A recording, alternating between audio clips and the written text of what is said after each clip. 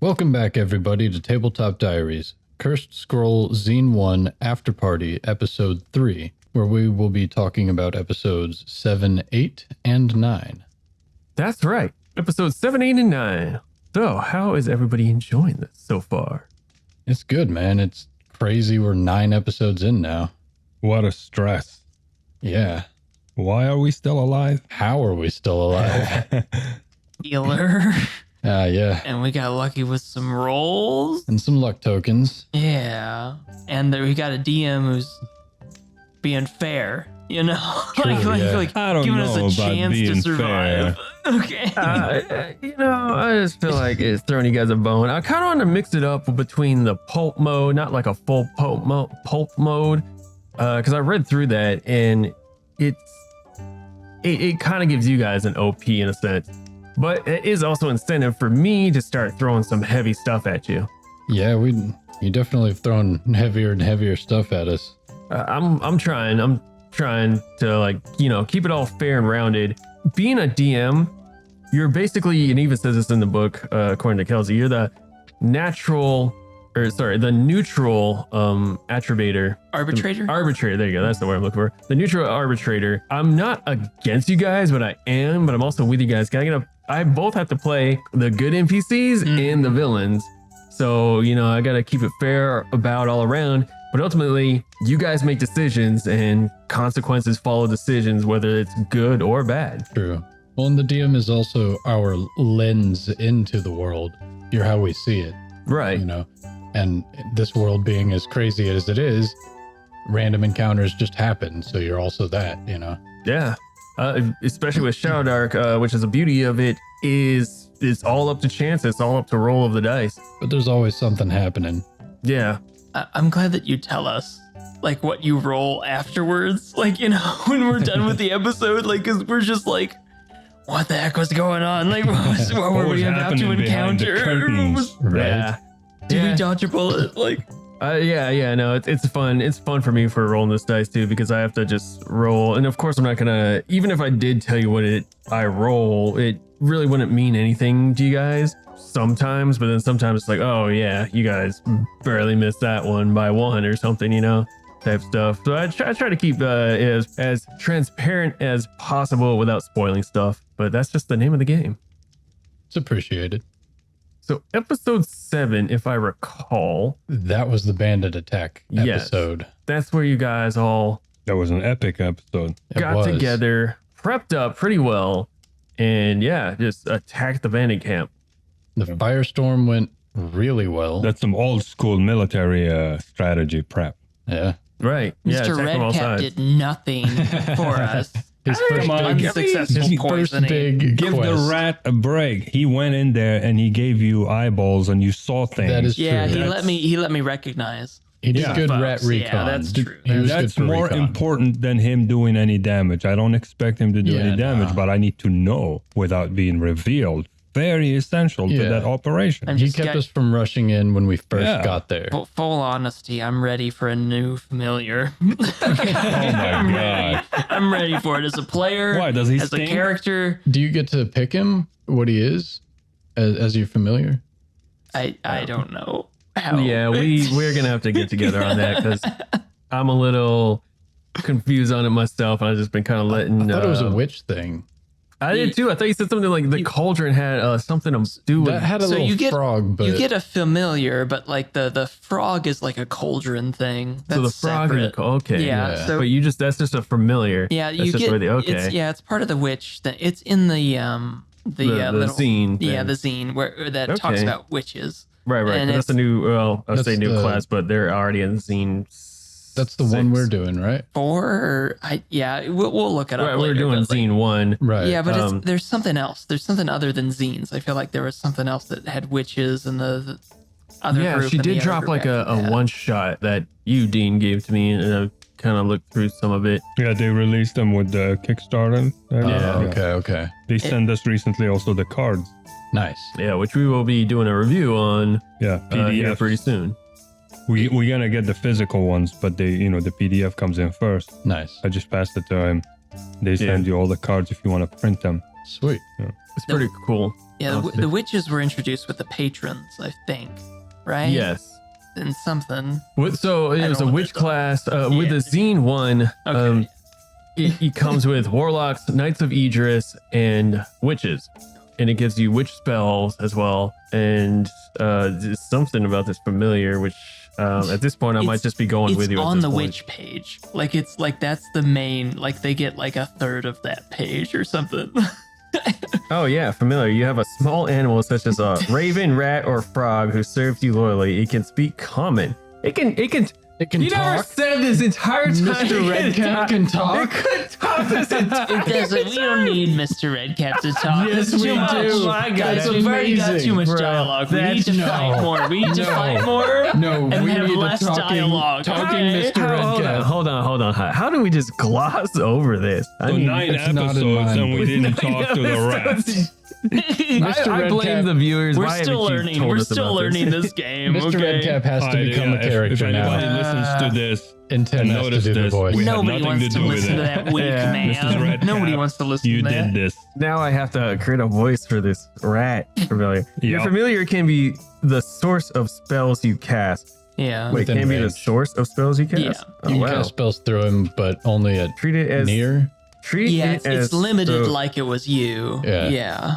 It says treat it as though it were you for determining spell ranges. If your familiar dies, you can restore it to life by permanently sacrificing 1d4 hit points Oh my. to get it Ha, back. Yeah, I have reasons not to care about a familiar. Wow. I am given a very Yes. strong reason not to care there. But can you imagine that one character that one player that gets super attached to the character and familiar, and they just like they lose hit points have to again and roll. again. No, but you just have to to like roll- make sure they're familiar. It's not take a hit, it's a roll a d4. And you permanently lose that max health. Permanently lose it. That's insane. Wow. Because you could roll a 4 and that could be like all your hit points. You'd be like a level 1 with 1 hit point or something. But something like that. doubling your spell distance by having your familiar as a range extender more than doubling. Yeah, could be a thing to base your build on. it's a but force like, multiplier. Yeah. You That can hit is from far wild. away. Yeah. but still, yeah, to lose it and spend health.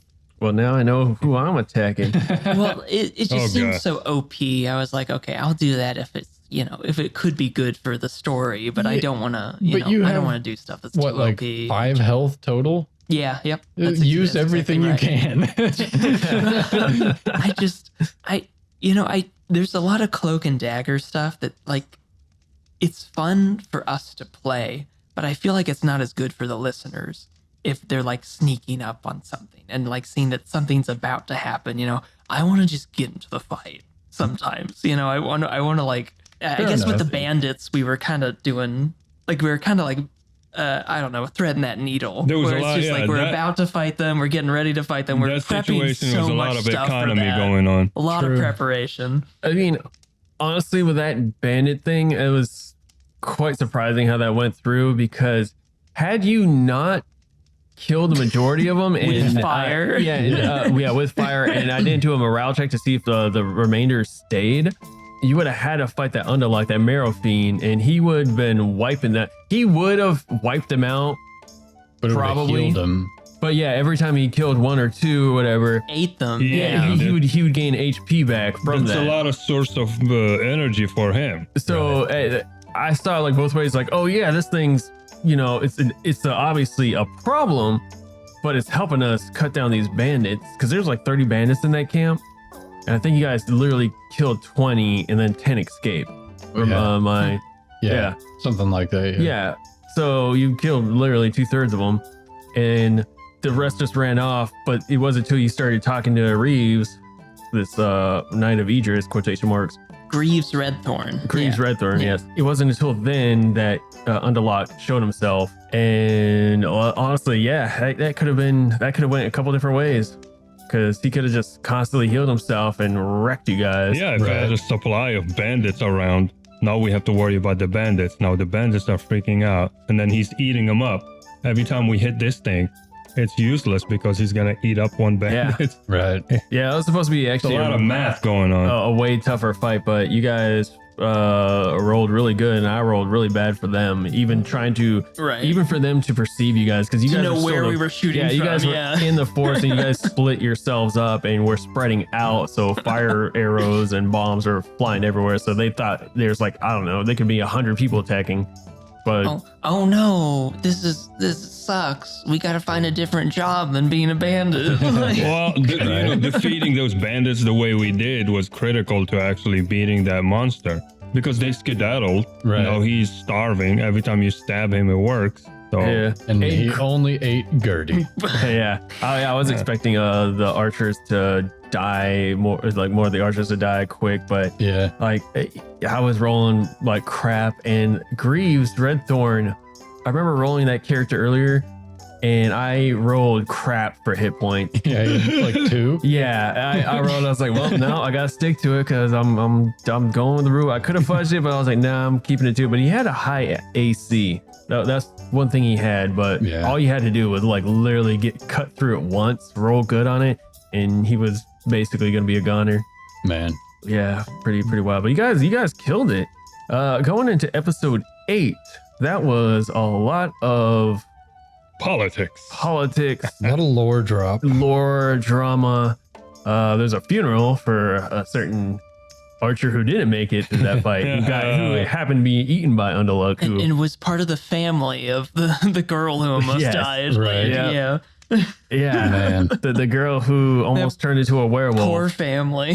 Yeah, they are clearly cursed. Oh, I had to do my penance episode 8. Yes, yeah, and you failed your light spell, and you critically failed a light spell as a I did. penance. Critically failed. So yes, a penance had to have been made. Yep. And Tobin sacrificed his flask, got rid of his. Buy another one, dude. Yeah. Well, we'll see. He's kind of going through some personal growth. If we survive, I'll buy you a flask. Yeah. If we survive the next one, I'll buy you a flask. Tobin in the dialogue, like as that character in the dialogue, he's kind of like, he seems out of place, but his damage per fight is really high. This like, mace, man. that mace is helpful. Oh, yeah. Yeah, you've been pretty strong. One hit kills, Yeah. just Left and right. On paper, yeah, he's getting kind of stacked, and I'm loving it. Like that Undeluck fight, I was running up in his face, staying in it, because that mithril armor gave me like an ego boost. Yeah, I was gonna say, make sure we remember to use that armor. Oh yeah, he's never taken that off. Okay, yeah. Yeah, Yeah, unless we find anything better, but I doubt it. well, there's a lot of magic in the world, so you don't know. True. Where did we get the mithril armor? The troll cave? Yeah. Okay. Yeah. Good. You found the Rot Ruin sword. Val's new sword. Yeah. Well, Yeah, and the mithril plate armor. we need to find another mithril armor for Mrs. Redcap. Well, She can't wear. Oh, Yeah. unless it's Well, leather. Can you wear leather? I'm already wearing leather. Okay. Yeah, but I think that's the only thing that witches can wear. So if it was mithril leather, then Mithril can't be a leather. Mithril is Has to be literally metal.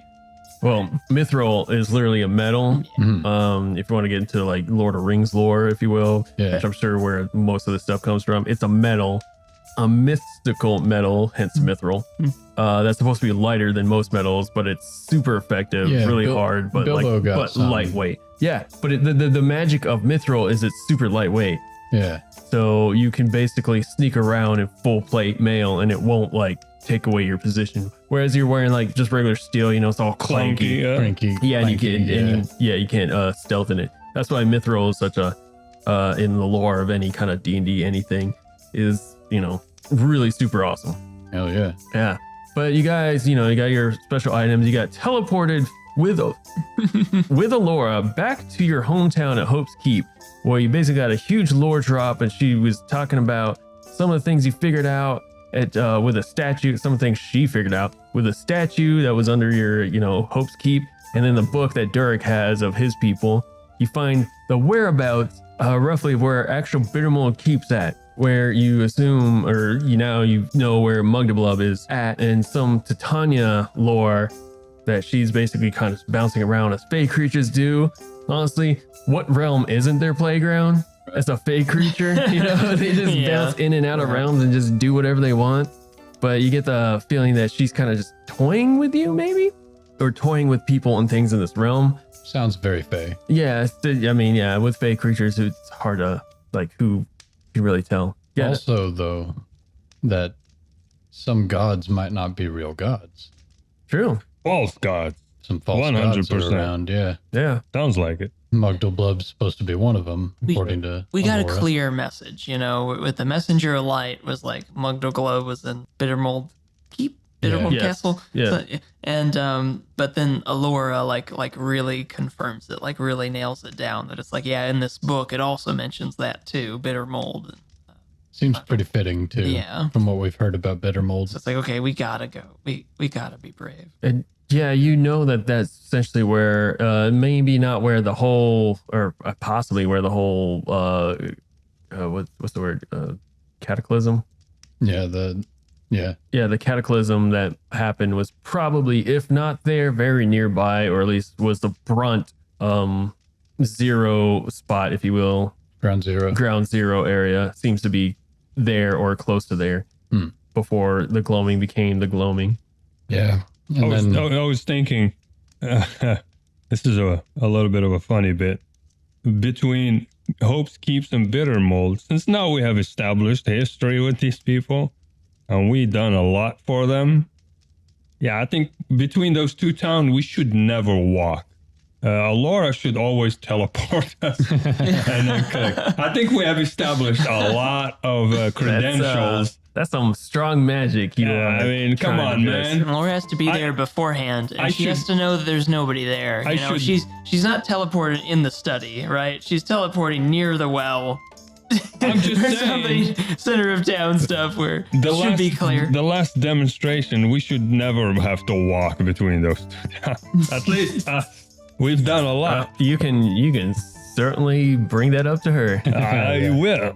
that'd be nice. Burn a luck token, charisma. Yeah, I'll be like, look, man. Stock up on luck tokens first. Yeah, we've done so much for you, and I think, we established history now. It should be push of a button, It saves everybody time if you want us to keep doing things.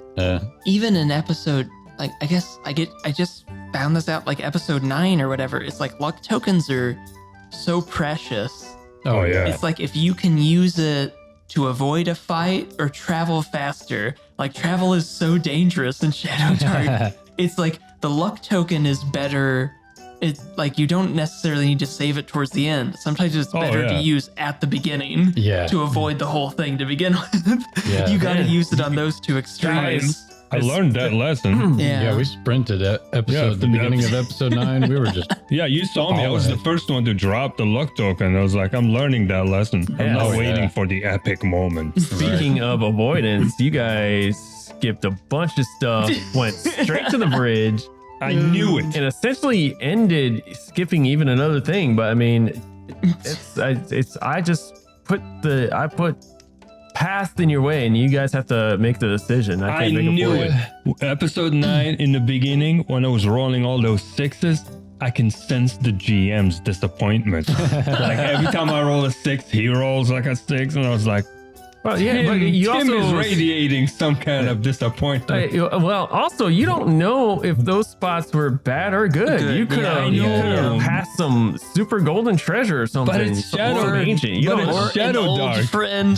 Or an old friend. Yeah, you might have passed your ex already. Who knows? Right. But it's Shadowdark. It's like at this point, you make a mistake, you die. Yeah.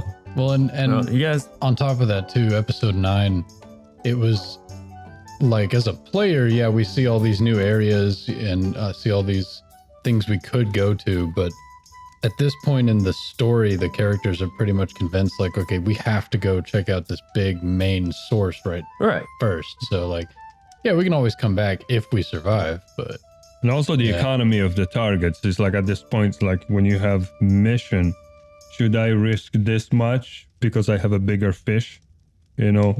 For us, we're going for this one gigantic mission to go to a place. Real big fish. Should I? Real big fish. Should I go on a side road and maybe I'll find some cool stuff? Sure, great. But also I can get, beep, So that's literally what it is. I recognize that those things that you put me, not the character, is like, I want to check out everything that you put. That's fair. But when the character, it's like, we already went through so much politics, and then, I have a destination. I have to get there.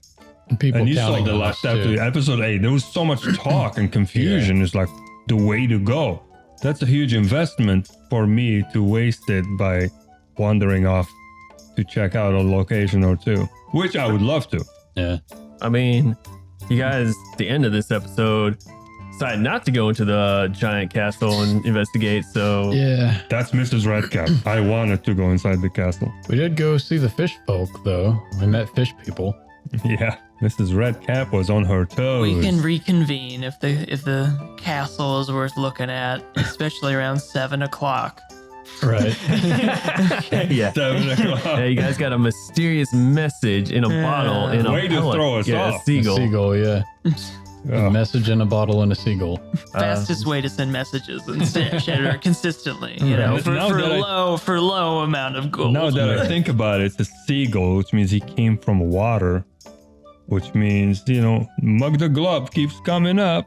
It could be, True. I don't know.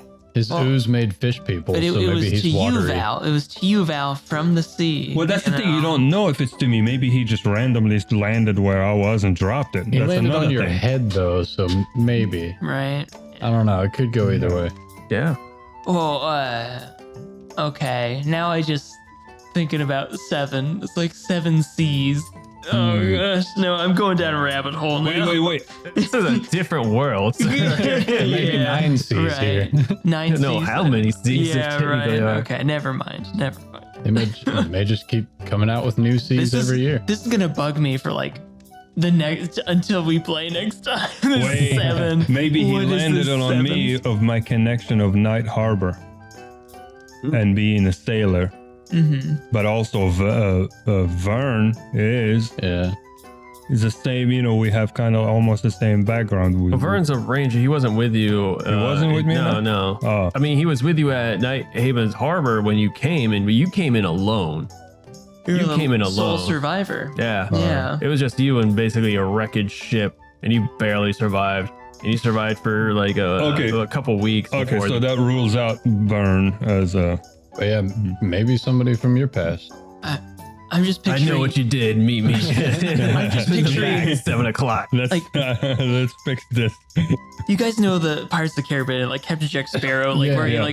he's on the sinking ship and it just meets the dog. Yeah. I'm imagining Val now, but just Essentially, like yeah. corpses in the boat, just like floating with him to the place. It's not funny at all. It's just like really disturbing. Like, Oh my just, God, where'd you come from? The I sea. made it. I made it. Like A kraken attacked my ship. And now it's at the Trail of bottom of this bodies harbor. leading the Kraken to town. Yeah. Maybe that's Mugdo Glub wants his revenge on me. It's like he killed everybody and I escaped, and he was like, I gotta finish you off, you Yeah. jerk. loose Krakens are a ends. bit slimy. Yeah. In Shadowdark, I feel like everything is slimy. I've been looking through the, I mean, Yeah. honestly, I've been looking through the monsters and with Kelsey Dion, her little tables of making things weird. Mm. Like this is clearly like a dark, grotesque world, There Slimy. it is. Yeah. But I mean, not to say that there isn't, some peaceful places, and obviously, because you got to do carousing, because that's how you guys, Right. getting experience and all that. So there's got to be safe places, like safe spots. I try to keep that in mind with making these worlds, as you will, because it's kind of like an art, like a video game, where it's like, okay, we go out, we come back in, you got to have that safe place to kind of like Right. restore yourself. But it does, especially since these are zines and especially the artwork, it just makes it really grotesque and like, dark and gritty, and it's awesome. It's got that like kind of Halloween creep to it, like, oh, that thing's got an extra arm and it's slimy or something, Hell yeah. or this bone or an extra head or too many eyes or something of that nature, yeah. Sinewy werewolf tree that's Yeah. barfing out sap at you. Yeah, exactly. Exactly. And then honestly, with this whole Mugdablub thing, it works even more that it has like there's tendrils and goo That's a and Cthulhu slime. world, man. Yeah, it really is. Yeah, it's very. And you are rolling on a Cthulhu tower. Yeah, I'm rolling on a Cthulhu tower, and I got Cthulhu dice And a So- Cthulhu cup. and Oh, I he's got got you have the mug, yeah. I got the dragon chalice. As he's got the. Chalice. Oh, a side note. Now, with this fish people, their leader, it threw me off into a memory.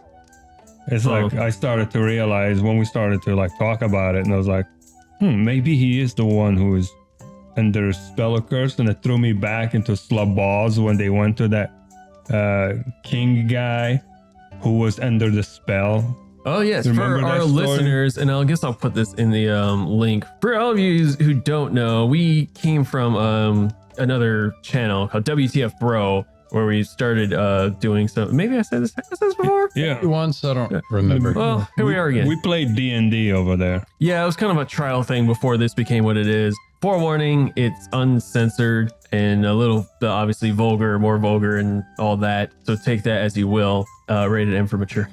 Yeah. Well, there'll be a link down somewhere. And yeah, we were playing where if you ever hear like Ronil, right, or Slabaz or any of those characters, or They come from that. your Veritas. Veritas. Veritas, yeah.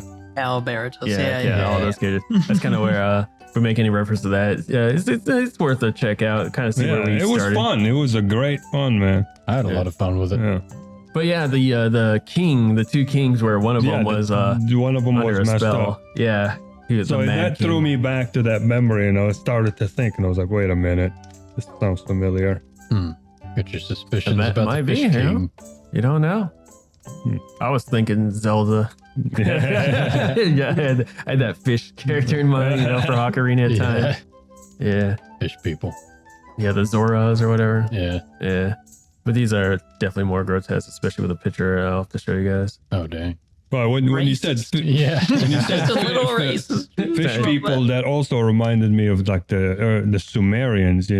They have engraving. They call them the sea people, and they are literally like Oh my fish. gosh. They're carvings thousands of years old. Like with these The weird people, fish cone these heads. like humanoids, like fish body, and they're just like walking. And Cthulhu yeah, Knights. and there are like theories where the origin of these Sumerians, they came from the seas. Like, who are these weird people? There's so many myths about sea peoples, But, but yeah. it's another word for foreigners. Yeah. It's anybody that came on water. And you that's know, and so true. it gets Ah. reinterpreted and reinterpreted every century wherever wild. some group of people decided to travel or whatever. But yeah, no, it's a whole nother And that's true for that, because for those people, they acknowledge that they are a reference to foreigners who came through the sea from Greece this way, or from the Mesopotamia the other way around. They call them sea people. It's just because they came through the water.